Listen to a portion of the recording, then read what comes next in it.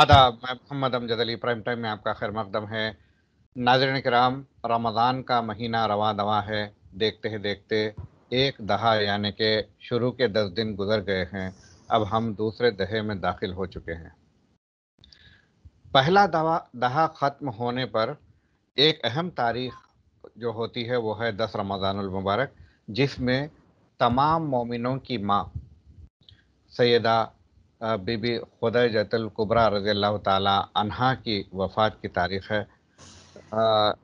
حضور صلی اللہ علیہ وسلم کی پہلی اور سب سے چہیتی زوجہ یہ رہی، اور حضور صلی اللہ علیہ وسلم ان سے بے پناہ محبت کرتے تھے، اور ان کے دنیا سے رخصت ہونے پر حضور صلی اللہ علیہ وسلم نے کافی غم کا اظہار کیا تھا، اور اس سال کو غم کا سال بھی قرار دیا تھا۔ تو ہم بی بی خدیجۃ الکبریٰ رضی اللہ تعالیٰ عنہ کے تعلق سے کچھ آج گفتگو کرتے ہیں۔ ہمارے ساتھ موجود ہیں خطیب جامع مسجد محمدیہ کشن باغ جناب سید معیز الدین اشرفی صاحب۔ جناب سید خواجہ معیز الدین اشرفی صاحب سے آج ہم گفتگو کرتے ہیں۔ مولانا، آپ کا بی بی این چینل پر خیر مقدم ہے۔ السلام علیکم ورحمۃ اللہ وبرکاتہ۔ وعلیکم السلام۔ شکریہ امجد صاحب۔ جی مولانا، رمضان کے شروع ہونے کے بعد آپ سے پہلی بار جو ہے گفتگو ہو رہی ہے، آپ کو رمضان کی بہت بہت مبارک ہو، اور شاید ناظرین کو بھی میں نے رمضان کی مبارکباد اب تک نہیں دی، تو رمضان کی بہت بہت مبارک سب کو ہو، اور سب لوگ ہم سب کو اپنی دعاؤں میں شامل فرمائیے۔ جی مولانا۔ الحمدللہ، رمضان المبارک سایہ فگن ہے، اور اس کی برکتوں سے آپ ہم مالا مال ہو رہے ہیں۔ ان ایام متبرکہ میں ہم ام المومنین حضرت سیدہ خدیجہ رضی اللہ تعالیٰ عنہ کی یاد منانے کے لیے اپنی زندگی کی چند سانسیں ان کے قدموں میں پیش کرنے کے لیے یہ حاضر ہیں ناظرین کے سامنے۔ جی مولانا، بی بی خدیجۃ الکبریٰ رضی اللہ تعالیٰ عنہ کا جو ابتدائی دور ہے، کہاں سے یہ نسبت رکھتی ہیں، کہاں یہ پیدا ہوئی اور کس گھرانے میں پیدا ہوئی، اس تعلق سے اگر آپ کچھ فرمائیں تو۔ دیکھیے، مکے کے معزز گھرانے میں، اور اللہ کے رسول صلی اللہ علیہ وسلم کا جو گھرانہ قریش ہے، اسی قبیلے سے آپ جا کر آپ کا رشتے نسب مل جاتا ہے۔ جی ام المومنین حضرت خدیجہ کا ساتویں آباء اجداد میں۔ جی اور یہاں غور طلب بات یہ ہے کہ ام المومنین نے اللہ کے رسول صلی اللہ علیہ وسلم کو سمجھ دیا کہ یہ اللہ کے آخری نبی ہے، اور آپ کی اعداد و اطوار، آپ کے خصائص کو وہ آسمانی کتابوں کے جو ماہر تھے، ان کے چچا زاد بھائی حضرت نوفل، ان سے سنتی تھی، ان سے جانتی تھی کہ نبی آخر الزمان صلی اللہ علیہ وسلم کے اوصاف حمیدہ کیا ہوں گے۔ جو اوصاف ام المومنین اللہ کے رسول محمد رسول اللہ صلی اللہ علیہ وسلم نے دیکھ رہی تھی، وہ آسمانی کتابوں کے مطابق تھی۔ روایتوں میں آتا ہے کہ ام المومنین نے پورے شعور کے ساتھ یہ رشتہ اللہ کے نبی صلی اللہ علیہ وسلم کی طرف بھیجا۔ جی جی مولانا، آپ نے چچا زاد بھائی کا ذکر کیا ہے، ان کا نام نوفل تھا یا ورقہ بن نوفل؟ ورقہ بن نوفل۔ جی جی تو اور آسمانی کتابوں کے ماہر تھے ورقہ بن نوفل۔ جی جب پہلی وحی آئی تھی تو تب بھی جو ہے ام المومنین انہی کے پاس گئی تھی۔ اچھا، تو ورقہ بن نوفل صاحب کو پہلے سے اطلاع تھی کہ حضور صلی اللہ علیہ وسلم تشریف لانے والے ہیں، اور ان کی نشانیاں ان کے پاس موجود تھی؟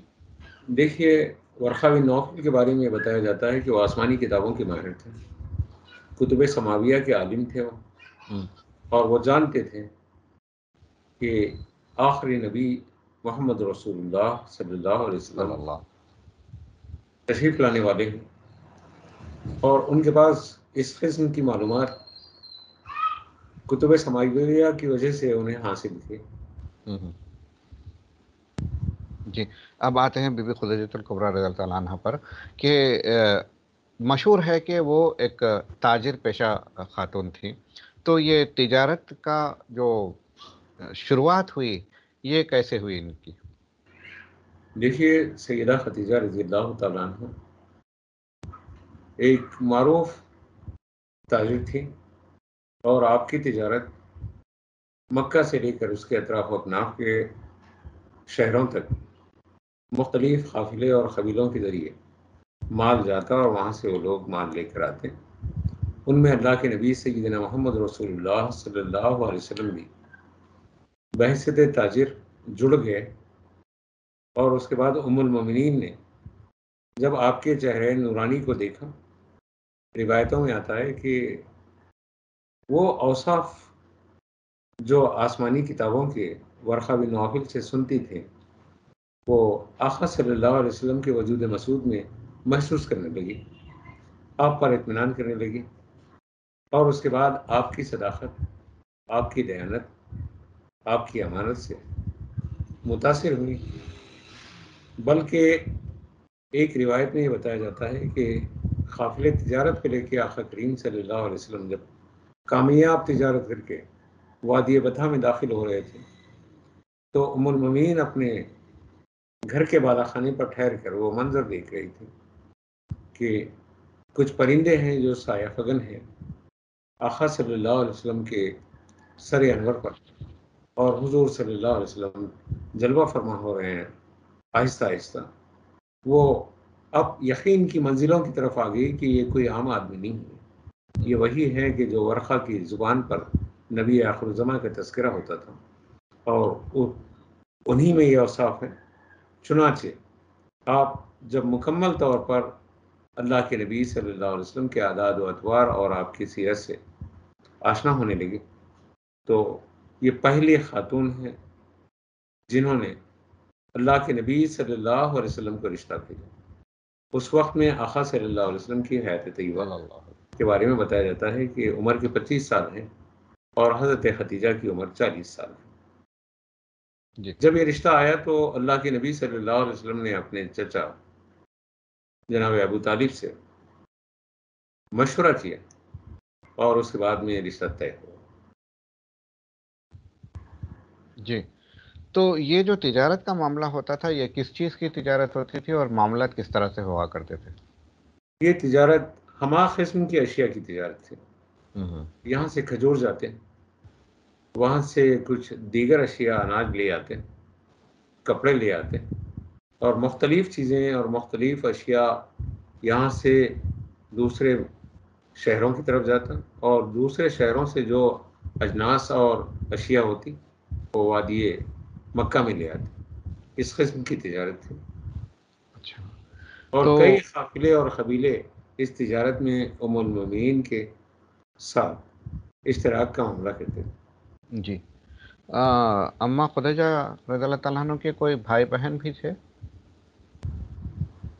حضرت خدیجہ رضی اللہ تعالیٰ عنہ کے ہمشیرہ اور آپ کے مختلف جو ہیں رشتہ داروں کا تذکرہ شیخ عبدالحق محدث دہلوی نے مدارج النبوہ میں کیا ہے۔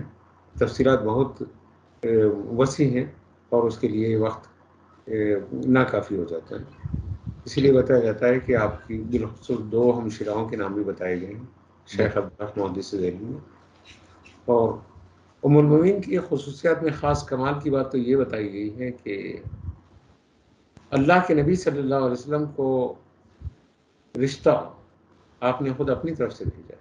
ہوں اب یہاں یہ بات معلوم ہوتی ہے کہ اگر کسی لڑکی کو کوئی لڑکا پسند ہے ہوں تو وہ لڑکی اس کے رشتے کے لیے اپنے خاندان کے ذمہ داروں کے سامنے اس رشتے کو رکھ کر، اپنی بات کو رکھ کر وہاں تک لڑکے والوں تک پہنچا سکتی ہے۔ لوگوں میں یہ بات غلط فہمی ہے کہ نہیں، لڑکے والے ہی لڑکی والوں کو آگے پوچھتے ہیں، ایسا بہت نہیں۔ سارے بہت سارے غیر ضروری باتیں جو ہے اسلام میں داخل ہو چکی ہیں جس کی وجہ سے رشتوں کا طے پانا مشکل سے مشکل تر ہوتا جا رہا ہے۔ لڑکی بھی پہل کر سکتی ہے مگر طریقہ جس طرح سے بتایا گیا ہے، احسن جی احسن اور احسن طریقہ، پاکیزہ احسن طریقہ، یہ نہیں پاکیزہ کہ سیدھے چلے گئے اور اظہار خیال کر دیا، ایسا نہیں ہوتا ہے۔ تہذیب و تمدن اور اخلاق کے دائرے میں رہتے ہوئے جس طرح سے ہمارے اکابرین نے کیا ہے جس طرح اللہ سے کے نبی صلی اللہ علیہ وسلم اور حضرت خدیجہ کا رشتہ ہے وہ پاکیزگی کی اتھا بلندیوں پر ہے. جی تو اس طریقے سے رشتوں کو قائم کرنے کے لیے بھی ام المومنین کی سیرت پاک کا یہ پہلو ہمارے سامنے بہت ہی منور ہے کہ اگر مثال کے طور پر ہماری کوئی خاندان کی بیٹی کسی کی خاندان کے بیٹے سے رشتہ کے لیے وہ اپنی دلچسپی رکھتی ہیں اور ہوں احسن انداز میں خاندان میں بتاتی ہیں تو ہوں خاندان والوں کی ذمہ داری ہے کہ اس رشتے کے لیے لڑکی کی طرف سے اگر کوئی پیشکش ہے تو ضرور اس کو لڑکے والوں تک بتائیں. جی مولانا، اس کے علاوہ اس رشتے سے یہ بھی ظاہر ہوتا ہے کہ اسلام میں رشتے کے لیے عمر کی کوئی قید نہیں ہے. الحمدللہ. یہ نہیں کہ جو ہے لڑکی لڑکے سے چھوٹی ہی ہونا ضروری ہے. ایسا جو ہے کسی کو کوئی اگر دیکھیے پسند آئے تو کر سکتے ہیں.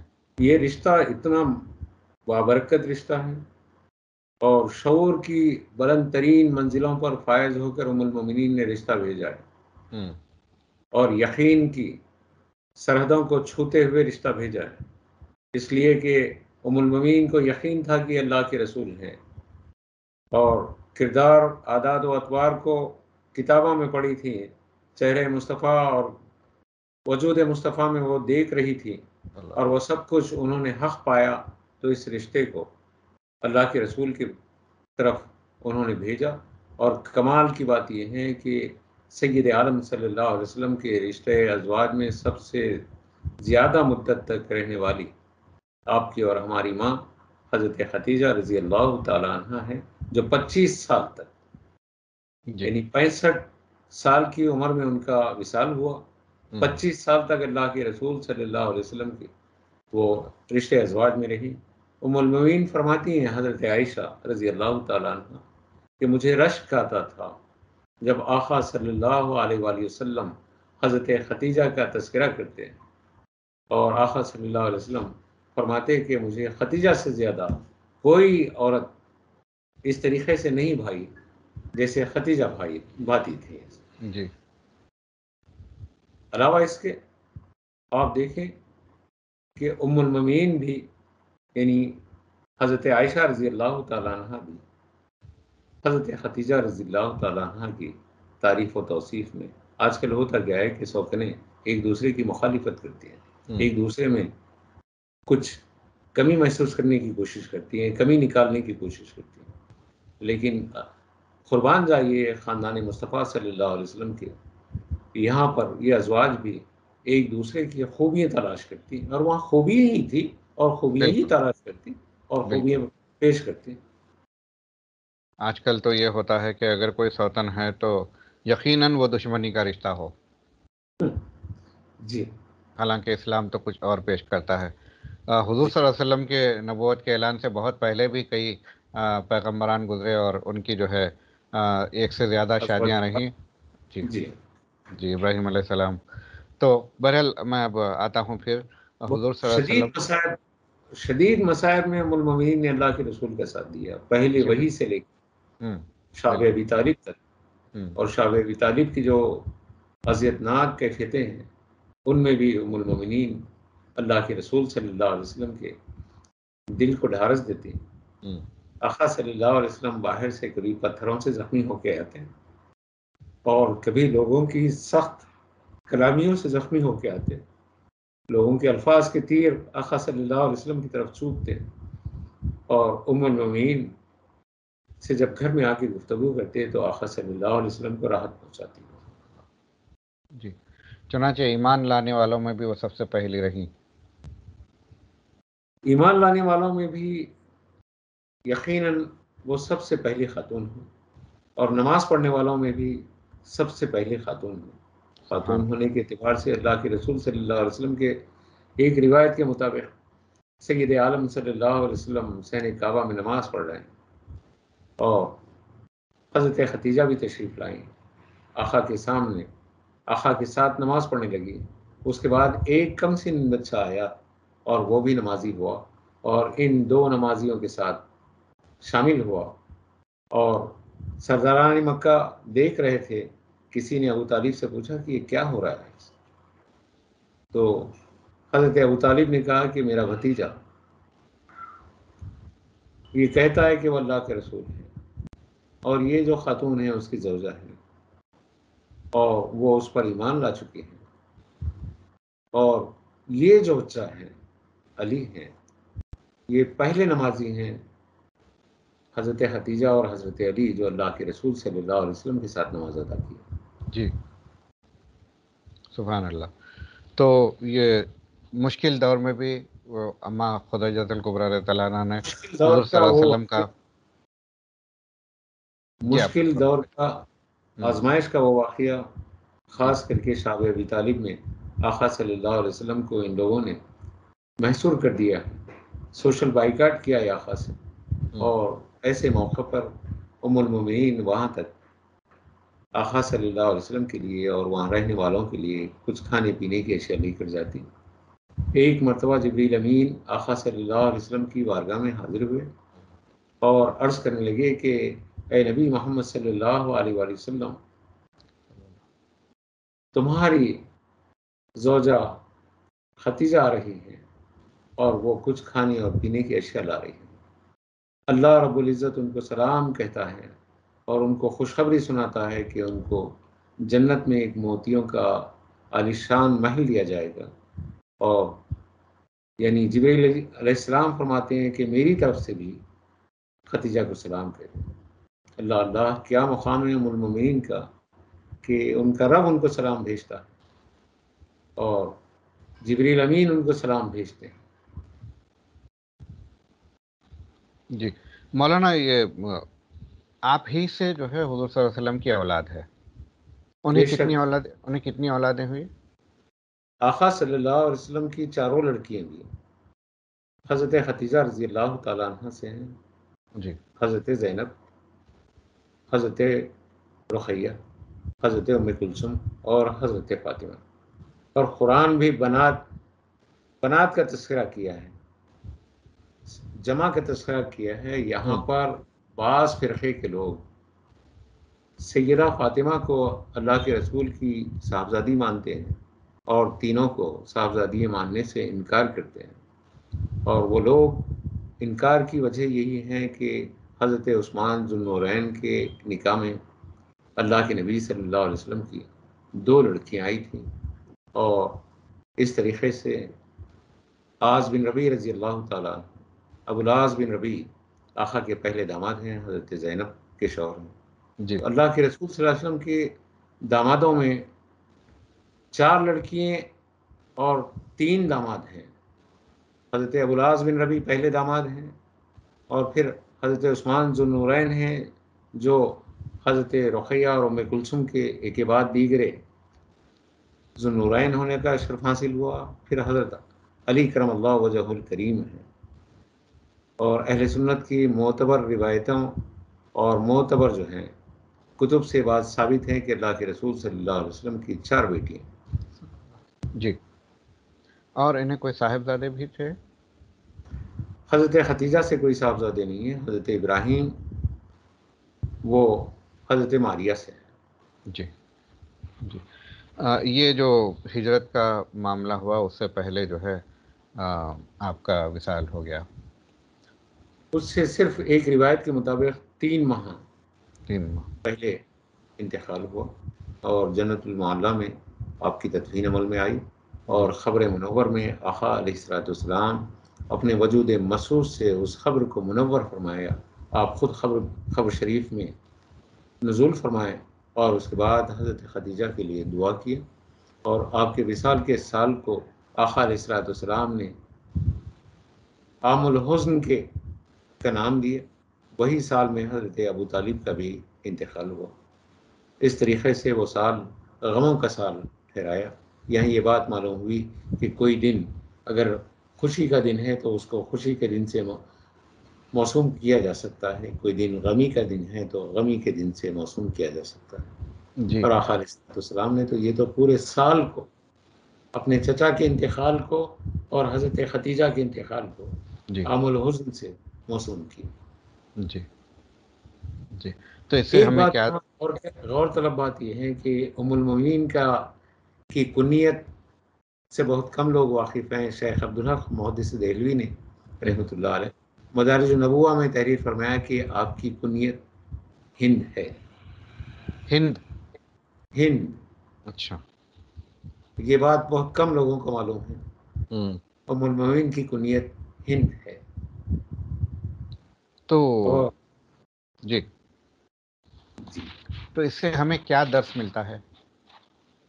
نہیں، یہ بات معلوم ہوتی ہے کہ ہند ایک مسلسل تاریخ کا یہ لفظ، یہ ہوں. نام حصہ بنا رہا ہے، اور دنیا کے خطے پر اور اس اراضی پر بھی ہوں. جہاں پر ہم رہتے ہیں اس کو بھی لفظ ہند سے ہی موسوم کیا جاتا ہے. ہوں. اب یہ لوگوں اب کو یہ کہنا کہ یہ ہندوؤں سے ہند ہے، میں بھی وہی یہ کہہ رہا سب تھا. بیکار کی بات ہے کہ ہندوؤں سے ہوں. ہند نہیں ہے، بلکہ یہ ہند تو جو ہے ہمارے آبا اجداد کے ناموں کا حصہ ہے، بلکہ جی ان کے گھروں میں اس نام کے افراد رہے. جی.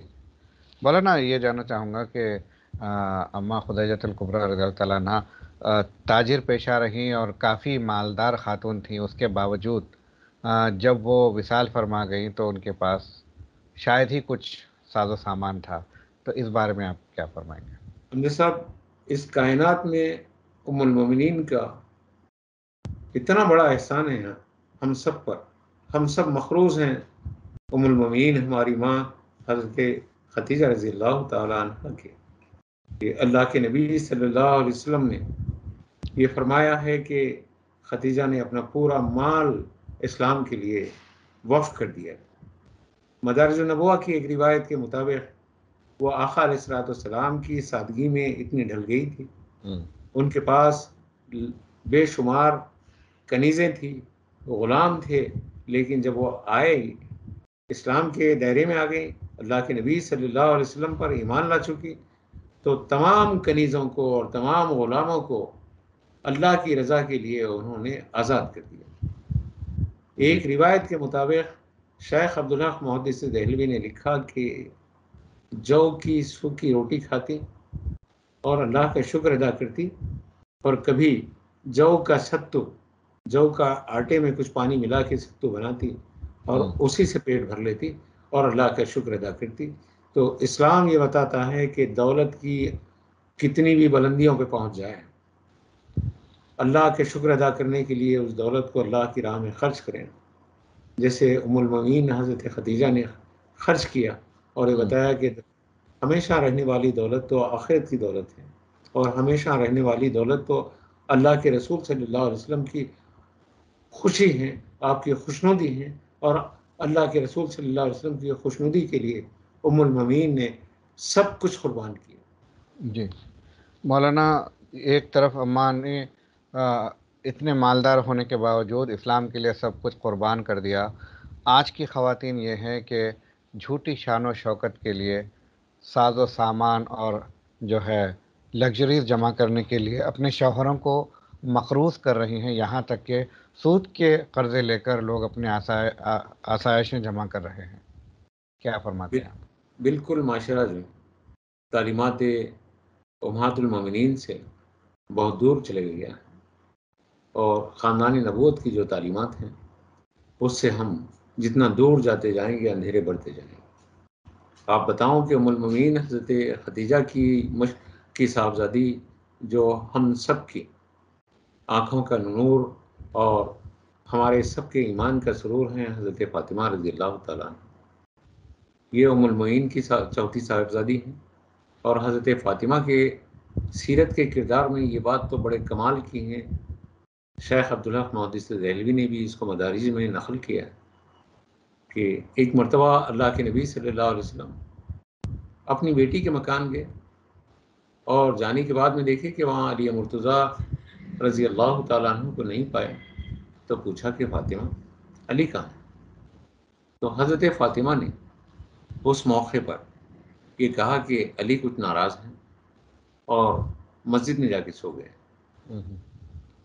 اللہ کے نبی صلی اللہ علیہ وسلم اس موقع پر حضرت علی کرم اللہ وجہہ الکریم کے پاس گئے تھے. یہ وہی روایت ہے جب ان کے جسم کو مٹی سے آپ پرنور پایا تو اللہ کے نبی صلی اللہ علیہ وسلم نے یا ابا تراب یا ابا تراب کے ناز والے لقب سے حضرت علی کرم اللہ وجہہ الکریم کو آواز دی۔